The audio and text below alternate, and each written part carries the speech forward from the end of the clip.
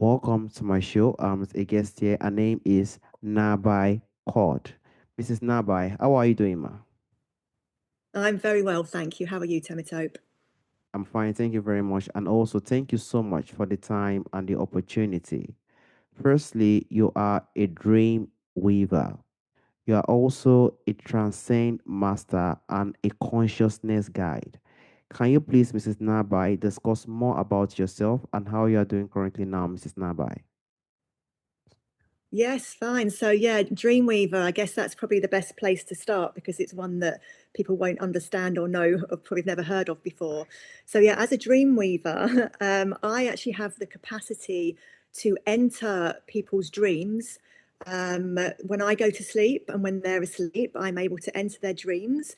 And I do so to help to release the trauma from their subconscious mind because the dream state is actually it's the gateway to the subconscious mind where people's traumas stored, where people's limiting beliefs and from experiences they've had. It's all stored there in the subconscious mind, and the dream state is the gateway to that. So I can enter and I can help to change limiting thought patterns and shift some of that trauma. Very much beautiful. Now we actually have more experience in regards to the dream weaver. It's in regards to the dream that one actually usually have, if I'm right, to actually give the sense of connection and also for people to understand more better and also have more definition in regards to the trajectory. And I do know that you've written about two books. Can you please, Mrs. Naba, discuss more on the book and are you also planning to write more books in the coming future, Mrs. Nabai? Yeah, so thank you for that question. So, yeah, as you said, I have two books currently that have been published. One is The Spirit of Life, which was written as a precognition or with precognition to the global shift of 2020. So, it was written actually in 2015. But with that precognition to the global shift of 2020. And then Humanity's Deception was written in 2020 as a response to the global shift. So both are very much about supporting people through awakening and consciousness. The Humanity's Deception and some of The Spirit of Life were actually written in modern day spoken word poetry, iambic pentameter, rhyming couplets.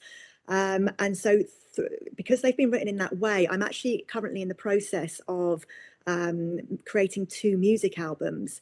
And I'm going to be using some of the poetry from my book. And I'm basically adapting it into music form. Now the reason for that is that because music is it's such a powerful tool. It's something that we don't realize how powerful music is, and that when we're listening to songs and when we're singing those songs over and over again, the lyrics become part of our psyche. So it's so important that we choose wisely the music that we're listening to. And there are so many unconscious messages and narratives out there, which comes through our music. And so the inspiration between these albums is to create conscious messaging to support people through awakening. So I have those, and then I'm going to be writing. I've got lots more books to write in the future, but one of the next projects I'm looking at is to start writing children's books. So again, it's like the power of conscious messaging, and to be able to have that conscious messaging to children. So instead of those that unconscious narratives that we keep seeing and perpetuating, to actually to speak to children from an early age and to help them stay connected to the truth of them. That's the idea with that. Honestly speaking, it is very much beautiful in regards to the idea of music, in regards to the poetry you've written. It shows how the connection of music can actually work that aligns with the book as well. It also shows that kind of reflection because music is something that one can actually listen multiple and multiple times without actually getting tired of it, and also gaining more insight and also more experience in regards to the trajectory. And also, I am so glad that you are also introductory to the point of children because Whether we like it or not, the children are the next generations of tomorrow. And if they can gain more insight in regards to these little things, it can be of a very, very good advantage for them to understand the world better and also see how they can also provide their own contribution to the world at large. And I would also like to drive to the point of where a lot of people can be in the position whereby they feel unsure of where they really are and also contributes to the sense of disconnection in today's world. Many people could be in the position whereby they feel lost or unsure of who they really are. They continue to ask the question, who I am in this position in my life. What do you think contributes to that sense of disconnection in today's world, Mrs. Nabai? We've already touched on it a little bit there with that. And I think this is one of the things, like this unconscious messaging and conditioning is started from such an early age.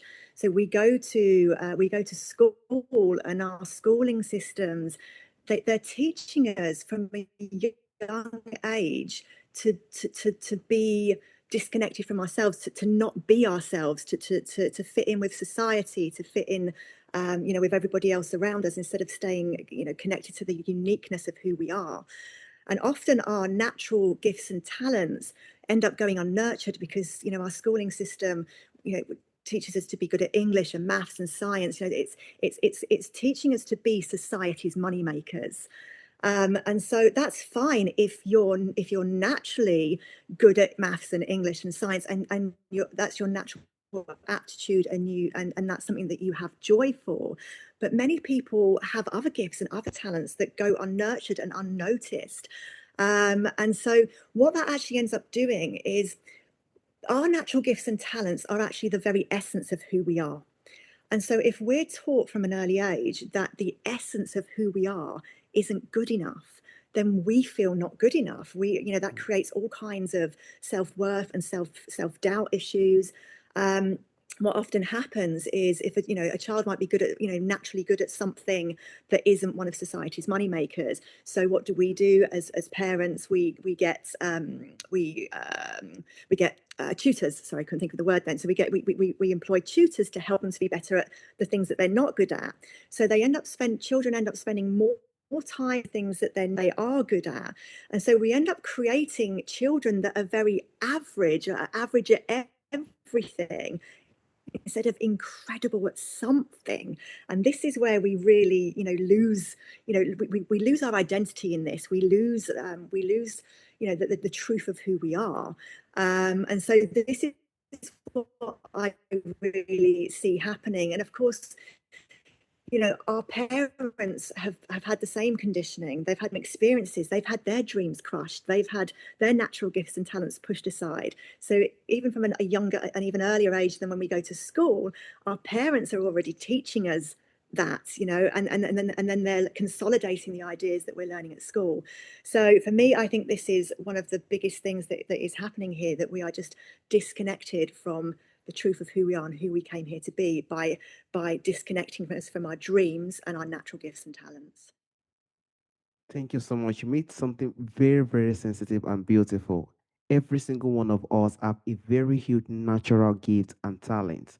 And the beauty of it is it reflects from our young age. And from that trajectory, anything that we include in regards to that child comes to be part of them. If we say they are not good enough, it also affects them in the trajectory. And you also made a very good point, which I really love, Mrs. Nabai, in regards to people aligning their kids to something that doesn't feel aligned to their own values, that their own talents and their own qualities, which does not give them the path to actually get what they actually want in the coming future in their life. In the world that we find ourselves today, every single thing now, we do know it is being programmed. We have to do a lot of necessary things, but there are also some things that are natural in a person's life that definitely could be of a very, very huge and profound impact. We should always try our best to recognize this and also try to build those things in those person so that it could be a source of growth and also an addition of value in the world we find ourselves. And also, Mrs. Nabai, I would like to drive to areas or listeners who sense they were made for a fuller, truer life but don't know where to begin. What do you think are the practices that can help them reconnect with their inner clarity, Mrs. Nabai?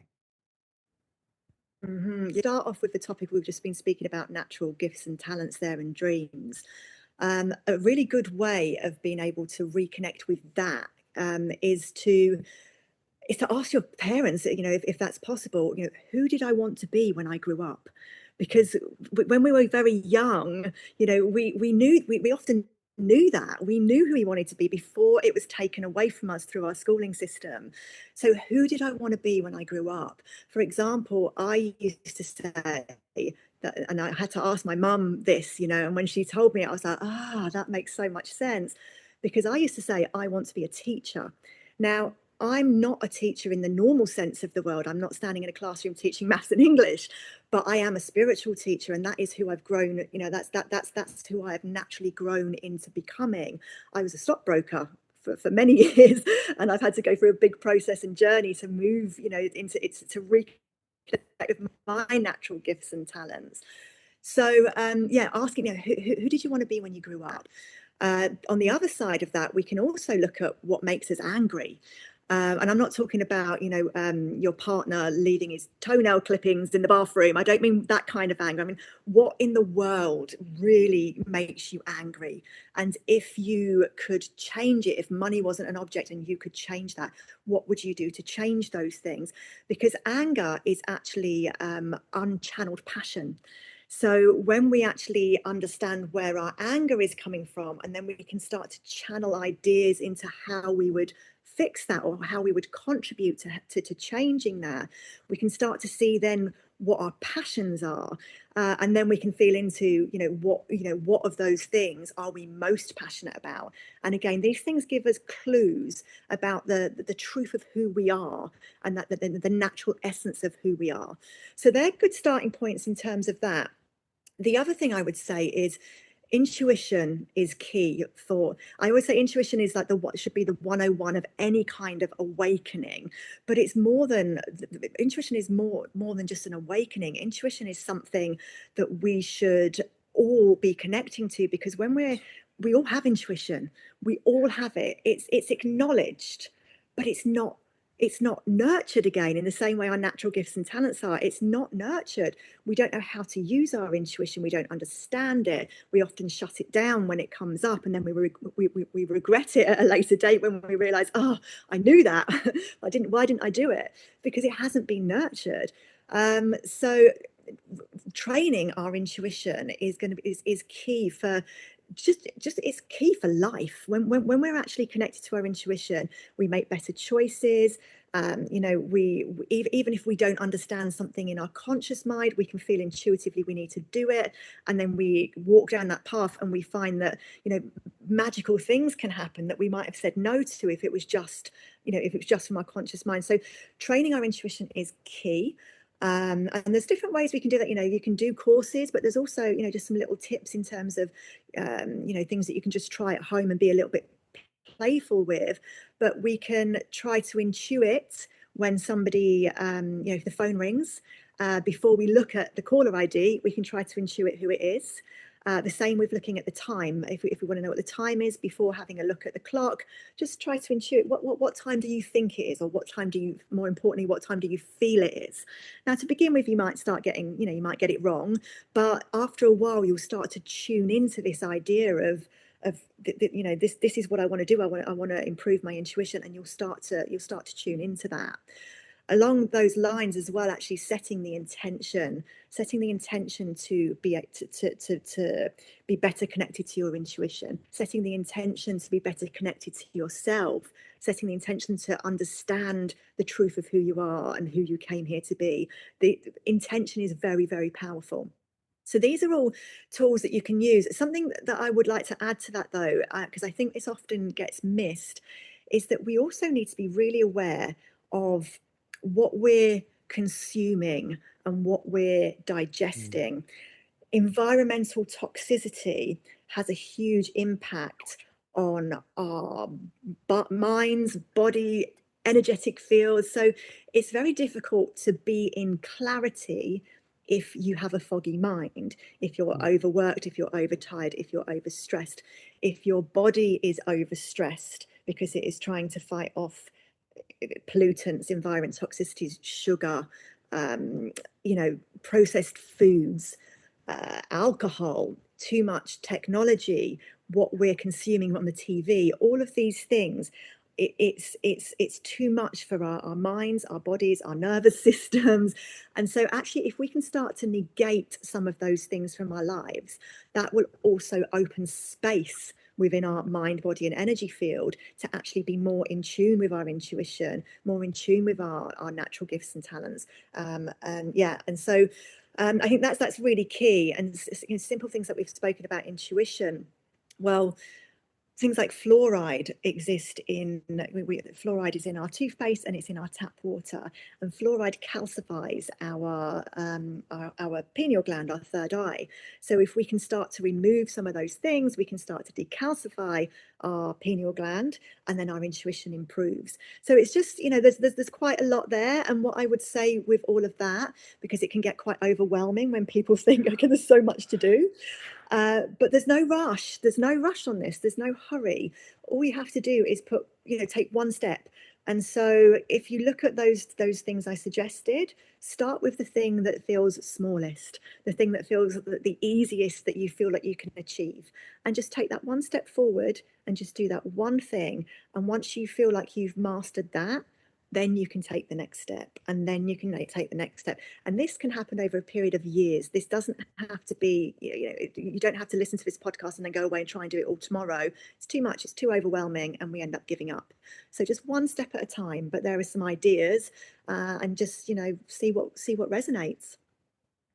Honestly speaking, Mrs. Naba, you made a very huge and profound point.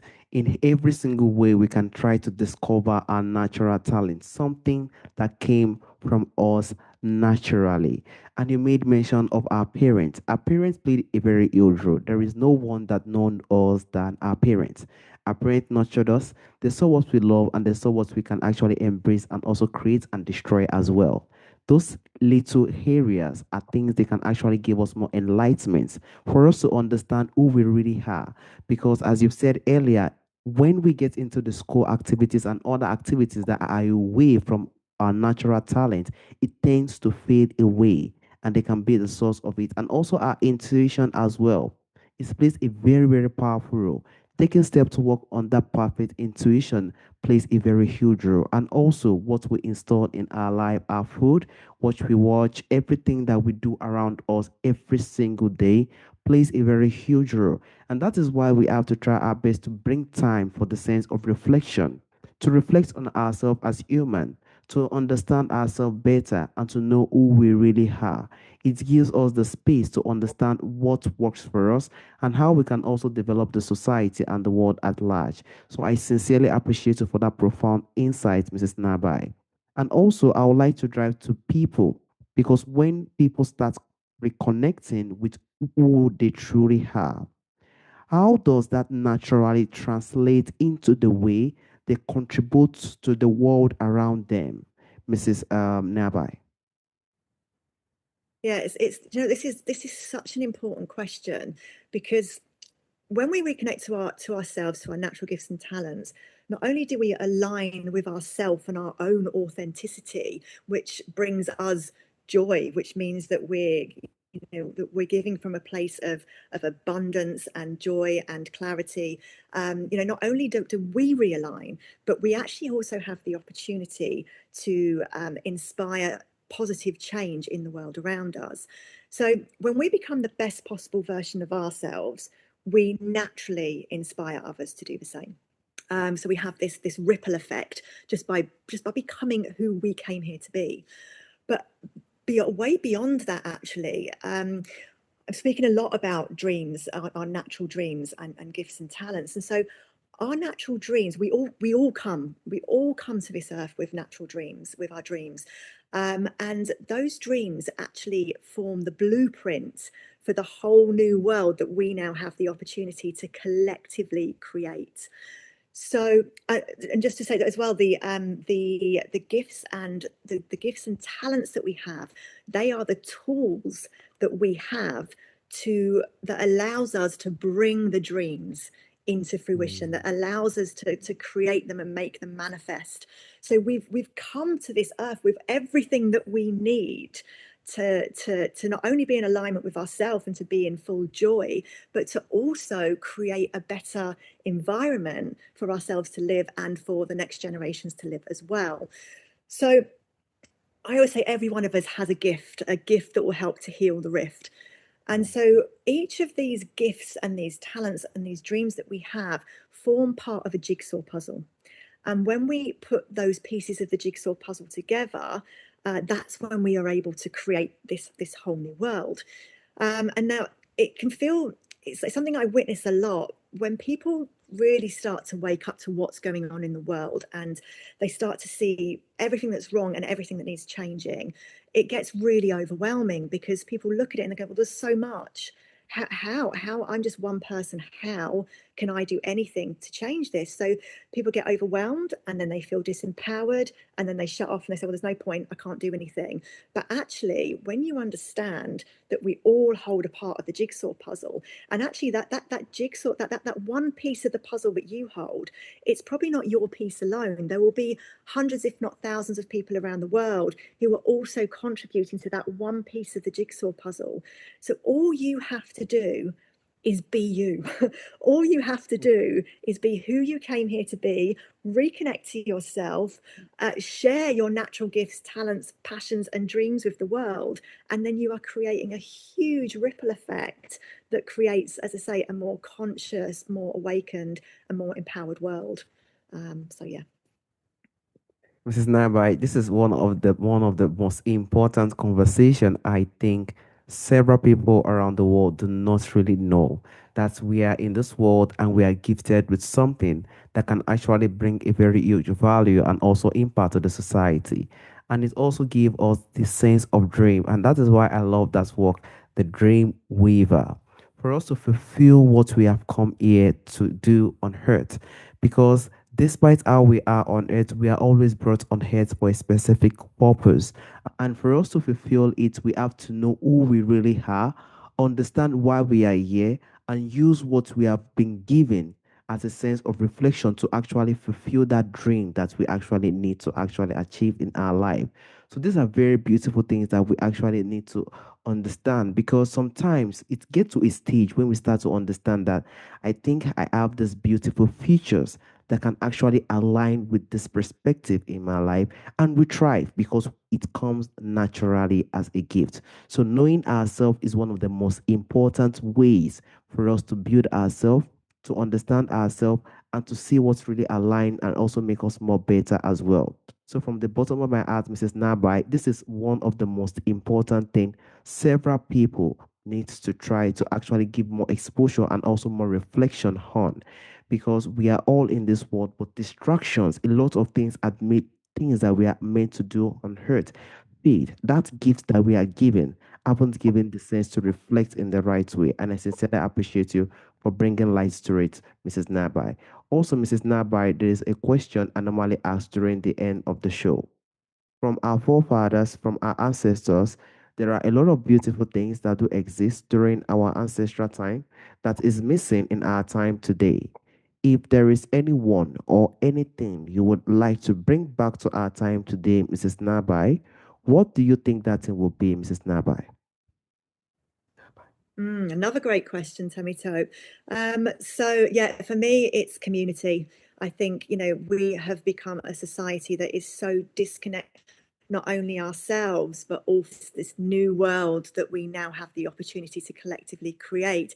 For me, in this new world, community is key. So it's not something ancestors, it's actually something that I truly see coming back for within our futures. And so with community, again, we're going back to what we've spoken here about today with natural gifts and talents. In these communities, we will all just share our natural gifts and talents. I've held a vision since I was a child of a world where money doesn't exist. We don't need money. And of course, when people hear that, they think she's crazy. because we're so conditioned into into this idea that we need money, and that is the world that we live in. But it doesn't have to be. That's been created. That's not the truth of. That's not natural. That's not the way of the world. That's not nature.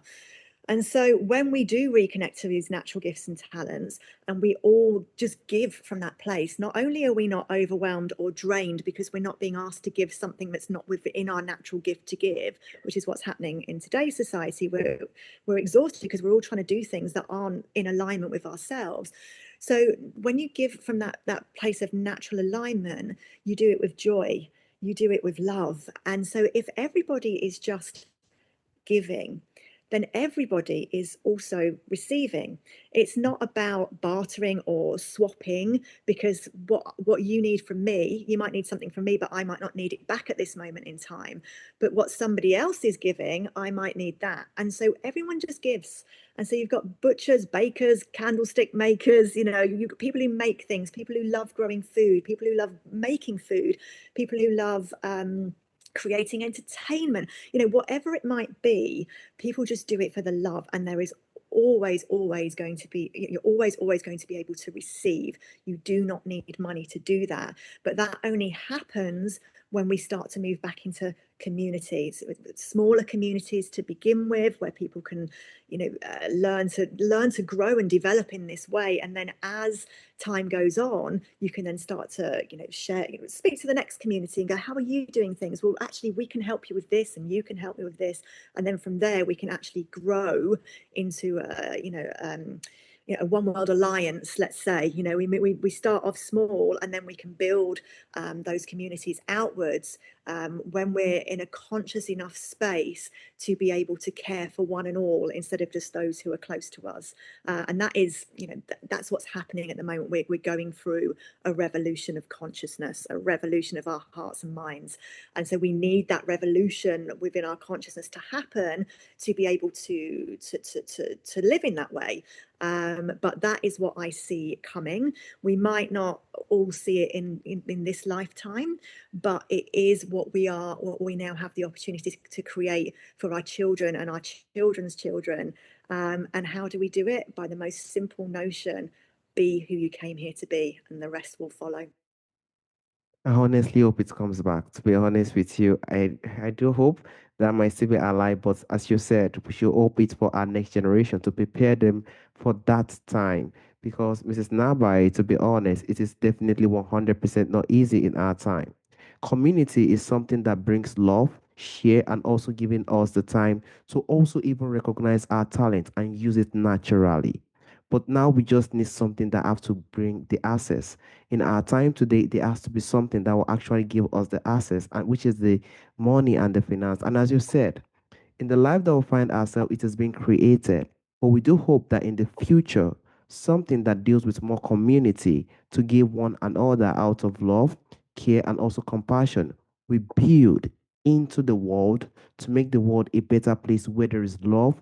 And also, one is doing something out of the love and also the heart as well. We do hope we can build that kind of space for the children who are coming in the coming future, to build that space for them to also become more better and also live a life that thrives and also become more stronger, to make the world a better place, to be honest, Mrs. Nabai.